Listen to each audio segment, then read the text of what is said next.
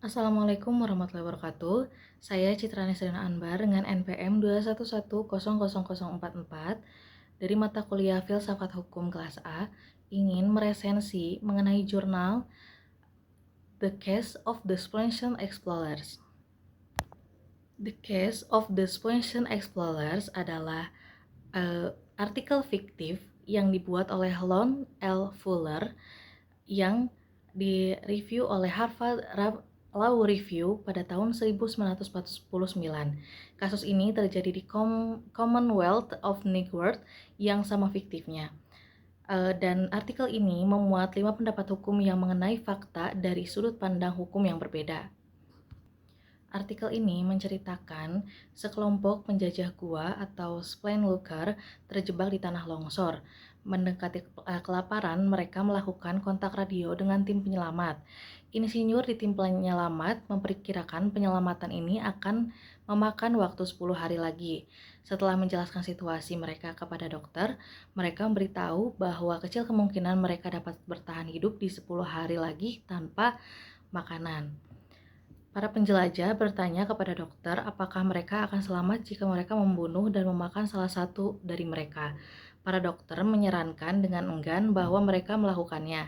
Ketika ditanya apakah mereka harus mengadakan undian untuk menentukan siapa yang harus dibunuh dan dimakan, tidak ada seorang pun tim penyelamat yang bersedia memberi saran. Lalu radio itu dimatikan, kemudian diadakannya undian dan yang kalah dalam undian itu akan dibunuh dan dimakan. Ketika mereka diselamatkan, mereka dituntut atas pembunuhan yang mana di Persemakmuran Newgate putusan bersalah membawa hukuman wajib berupa hukuman mati. Lalu artikel ini dikaji dan mendapatkan beberapa pendapat, di antaranya yaitu menurut Turpenny. Turpenny CJ berpendapat bahwa langkah awal yang diambil adalah adil dan bijaksana, dan bahwa itu adalah satu-satunya jalan yang tersedia, tidak peduli seberapa semangat masyarakat.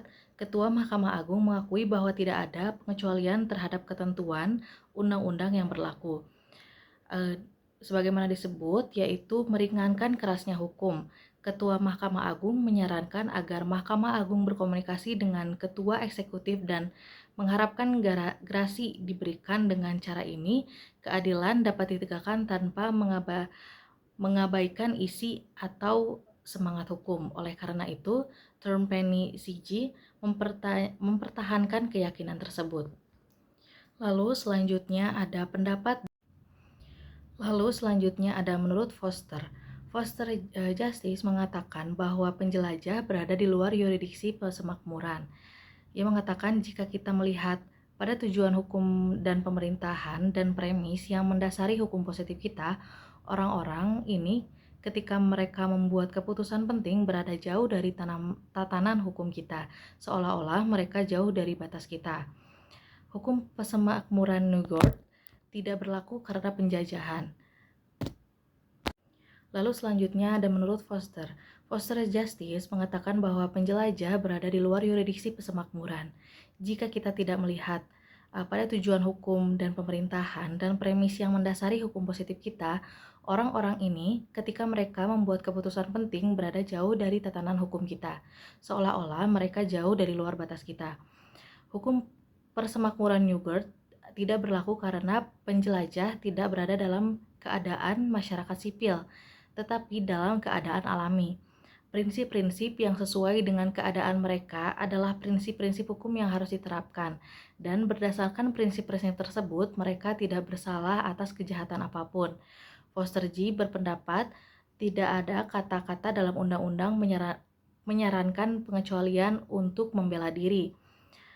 Faktanya adalah bahwa pengecualian yang didukung pembelaan diri tidak dapat diselaraskan dengan kata-kata dalam undang-undang, tetapi hanya dengan kata-katanya atau tujuan. Foster G. Kemudian mengatakan bahwa hukum tidak dapat mencegah pembunuhan untuk membela diri ketika nyawa seseorang terancam. Foster G. menerapkan alasan ini kepada penjelajah, mengatakan bahwa dalam kasus seperti ini, si pembunuh akan mengusir penyerangnya apapun yang ditetapkan oleh hukum. karena undang-undang tersebut tidak memberikan efek jera yang signifikan terhadap orang-orang yang menghadapi kelaparan. Lalu selanjutnya ada menurut Tating Justice memulai dengan mengatakan bahwa sebagai hakim dia biasanya dapat membedakan reaksi emosional dari reaksi intelektual saat memutuskan kasus. Tetapi Yang Mulia mengakui bahwa kasus ini tidak dapat melakukannya karena dia terpecah antara simpati dan kebencian dan tidak mampu mengabaikan pertimbangan ini. Yang Mulia berpendapat bahwa poster G dipenuhi dengan kontradiksi yang kekeliruan. Tating G kritis terhadap argumen keadaan alam dan menemukan bahwa tidak ada dasar yang jelas untuk gagasan bahwa penjelajah tersebut melampaui yurisdiksi Yang Mulia. Tidak tahu kapan peralihan yurisdiksi tersebut terjadi. Tatingji berpendapat bahwa ketika seseorang dihadapkan pada pilihan hidup atau mati yang meyakinkan hukum pidana yang berkaitan dengan pembunuhan tidak ada memberikan efek jera. Tatingji setuju dengan interpretasi pembelaan diri Foster G. Dalam kasus fiktif Commonwealth v. Perry, meskipun tersebut tampaknya secara umum telah diabadikan dalam teks keputusan selanjutnya. Namun, Yang Mulia menyatakan bahwa pencegahan bukanlah tujuan tunggal. Apa yang harus kita lakukan ketika ada banyak tujuan atau ketika tujuannya diperdebatkan adalah pertanyaan yang muncul sebagai akibat dari dua contoh subsidi yang tertib. Ini mengutip dari Commonwealth v. Escape dan direhabilitasi pelaku kesalahan. Meskipun situasi ini mengurangi elemen pencegahan, itu tidak menghilangkan kesalahan dari penjelajah sepenuhnya. Tatingji tidak mau membuat pengecualian baru untuk pembunuhan karena aturannya tidak logis dan tidak dapat diterapkan di masa depan. Yang Mulia bagaimanapun membuat kesimpulan bahwa dia tidak dapat mengadili kasus ini secara tidak memihak. Tatingji percaya bahwa biaya alternatif yang akan lebih masuk akal, yaitu tidak ada tuntutan yang dapat diajukan dalam situasi ini di mana tidak ada opsi lain. Saya sangat menyesal karena jaksa menganggap perlu untuk meminta dakwaan pembunuhan, tuturnya. Lalu selanjutnya ada pendapat dari King Justice segera mengesampingkan dua pertanyaan yang menurutnya bukanlah urusan pengadilan. Gerasi eksekutif dan moralitas. Gerasi eksekutif merupakan urusan kepala eksekutif dan lembaga peradilan tidak boleh dianggap melanggar pemisahan kekuasaan ini. Ken Justice akan memberikan pengampunan seluruhnya kepada para terdakwa dengan alasan cukup menderita. Namun hal ini merupakan pernyataan yang dibuat sebagai warga negara bukan sebagai hakim. Kenji juga tidak mau menyibukkan diri dengan pertanyaan benar atau salah. Hakim tidak harus menerapkan konsep moralitas mereka, namun harus menerapkan hukum negara. Kenji akibatnya menolak bagian pertama dan lebih puitis dari pendapat Foster G dan setuju bahwa pendapat tersebut mengandung elemen fantasi yang diungkapkan oleh Tatingji. Sentimen Kenji di sini agak mirip dengan Lord Mustill, yaitu kasus itu melibatkan persetujuan untuk melakukan penyerangan konteks seksual masokis aktivitas. Pengadilan menyatakan dengan mayoritas 3 atau 2 bahwa persetujuan bukanlah pembelaan terhadap penyerangan. Dengan Lord Tempelan menyatakan kekejaman adalah tidak beradab. Perbedaan pendapat Lord Mustill dengan bahwa moralitas harus dikesampingkan dan persetujuan atas tindakan kekerasan pribadi sudah cukup untuk menghindari hukuman. Satu-satunya pertanyaan yang ada di hadapan kita untuk mengambil keputusan apakah para terdakwa ini dengan sengaja mengambil nyawa Roger Wedmore. Saya kira setiap pengamat yang jujur akan langsung mengakui bahwa para terdakwa memang melakukan hal tersebut, tuturnya. Lalu Kenji tidak menyukai pendekatan sengaja Foster-G terhadap penafsiran undang-undang yang memungkinkan pengadilan untuk menghasilkan pembenaran yang seharusnya. Kenji kemudian memaparkan bahwa latar belakang sejarah polisi peradilan. Para hakim pada kenyataannya membuat undang-undang dengan sangat bebas pada saat itu, ketika berprinsip-prinsip ilmu politik yang diterima tidak menentukan dengan hasil pangkat dan fungsi berbagai lembaga negara. Kami sedang memiliki prinsip-prinsip yang jelas, yaitu supremasi lembaga legislatif di pemerintahan kami, tuturnya.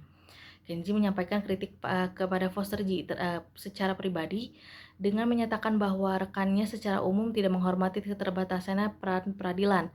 Yang Mulia menggunakan Foster-G sebagai contoh utama reformasi peradilan dalam pembuatan undang-undang. Proses reformasi peradilan yang digambarkan dalam 3 langkah, yaitu yang pertama, menetapkan atau memperkirakan satu tujuan tunggal untuk suatu undang-undang walau tidak ada tujuan tunggal yang ada dalam undang-undang. Yang kedua, menemukan bahwa pembuat undang-undang mengabaikan atau menghilangkan sesuatu dari undang-undang tersebut. Dan yang ketiga, mengisi bagian kosong yang dibuat sebagai konsekuensinya. Lalu Yang Mulia menyatakan bahwa penafsiran Foster-G salah karena Foster-G berusaha memasukkan beberapa tujuan yang tidak diungkapkan dalam undang-undang. Namun, melangkah lebih jauh dari Tatingji, Yang Mulia tidak percaya bahwa tujuan tersebut perlu dijelaskan lebih jauh daripada sekedar mendalam, merasakan keyakinan manusia bahwa pembunuhan adalah suatu yang harus dilakukan terhadap pelakunya. Kenji juga percaya bahwa penyelidikan tidak boleh diarahkan pada tujuan undang-undang, dan namun pada ruang lingkupnya, dan juga demikian dengan pengecualian perbuatan terdakwa pada jelas masuk dalam ruang lingkup ketentuan undang-undang. Kenji dengan tegas menyatakan dispensasi yudisial lebih merugikan dalam jangka panjang dibandingkan keputusan sulit yang menyimpulkan bahwa hukuman tersebut harus ditegaskan. Lalu selanjutnya ada pendapat dari Handi J mengatakan menganggap kasus ini sebagai salah satu penerapan kebijaksanaan praktis, bukan teori abstrak. Dan salah satu yang paling mudah untuk diputuskan yaitu pemerintahan adalah urusan kemanusiaan, di mana rakyat diperintah dan baik bila penguasanya memahami perasaan konsep masyarakat. Dari semua cabang pemerintahan, lembaga peradilan adalah lembaga yang paling memungkinkan kehilangan kontak dengan rakyat jelata. Ketika serangkaian fakta telah diproses di peradilan untuk jangka waktu yang cukup lama, semua kehidupan dan jus telah hilang dan kita hanya meninggalkan segenggam debu, tuturnya. Handija menjelaskan bahwa perbedaan yang dikemukakan oleh pengacara antara kapan aturan dan prinsip harus atau tidak diterapkan adalah suatu kejahatan yang diperlukan. Konsekuensi dari peraturan formal Yang Mulia lebih memilih diskresi dan dispensasi yang luas di peradilan, kecuali di beberapa bidang mendasar, misalnya pelaksanaan pemilu dan penunjukan pejabat. Handija membahas secara panjang lebar publisitas seputar persidangan tersebut, serta indikasi opini publik. 90% responden jajak pendapat besar percaya bahwa para penjelajah harus diampuni atau diberi hukuman ringan. Hendy J mengatakan bahwa untuk menjaga kesesuaian antara lembaga peradilan dan opini publik, pernyataan tidak bersalah harus dibuat. Yang Mulia kemudian mengakui bahwa rekan-rekan hakim pasti akan merasa ngeri dengan saran untuk mempertimbangkan opini publik yang emosional dan berubah-ubah. Handy J mencantumkan 4 cara untuk menghindari hukuman, yaitu yang pertama untuk penetapan hakim bahwa terdakwa tidak melakukan tindak pidana, penetapan untuk penuntut umum untuk tidak meminta surat dakwaan. Yang ketiga yaitu pengampuan atau penggantian oleh eksekutif.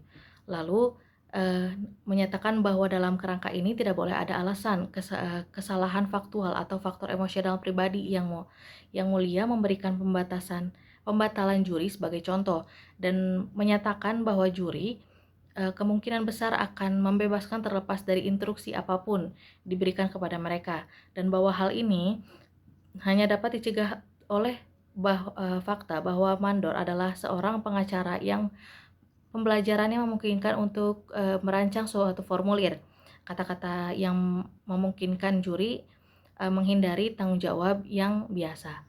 Yang Mulia mengatakan Truekeniji Siji dan Tetingji menginginkan akal sehat untuk memutuskan kasus ini. Tetingji menginginkan sebelum persidangan di tahap jaksa, dan Truekeniji menginginkan setelah perkara melalui gerasi tidak ada yang diinginkan memiliki bagian pribadi di dalamnya.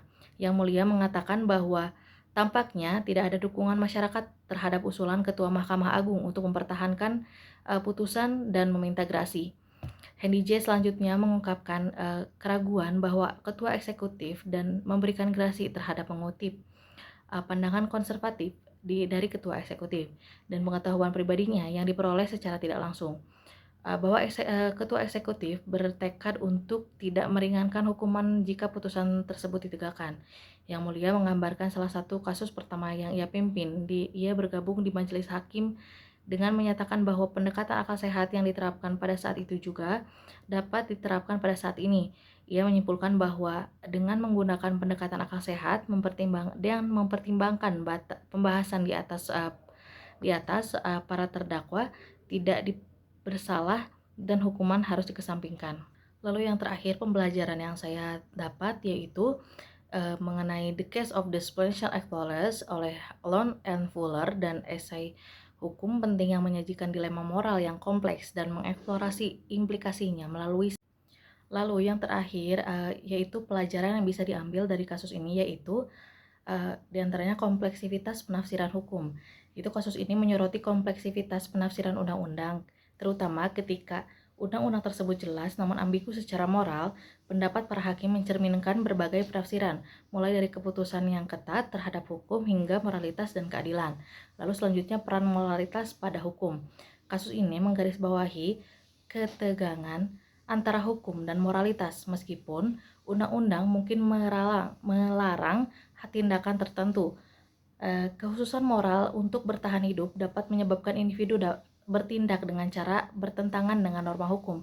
Hal ini menimbulkan pertanyaan tentang peran moralitas dalam pengambilan keputusan hukum. Lalu selanjutnya pentingnya konteks dalam pengambilan keputusan hukum, yaitu para hakim di sekitar sangat bervariasi berdasarkan interpretasi mereka terhadap konteks di sekitar tindakan para penyidik.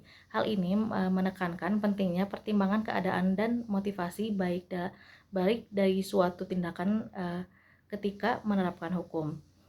Lalu selanjutnya ada batasan hukum. Kasus ini menunjukkan bahwa hukum mempunyai batasnya, khususnya dalam situasi di mana hukum bertentangan dengan kebutuhan dan naluri manusia. Hal ini menimbulkan pertanyaan mengenai sejauh mana hukum seharusnya mengatur perilaku manusia dan konsekuensi jika tidak melakukan hal tersebut. Yang selanjutnya ada kekuatan opini publik, yaitu tekanan publik yang kuat untuk membebaskan para terpidana mati dari hukuman mati, mencerminkan pengaruh opini publik terhadap hasil hukum. Hal ini menyoroti peran nilai-nilai harapan masyarakat dalam pembentukan keputusan hukum. Sekian dari saya. Assalamualaikum warahmatullahi wabarakatuh.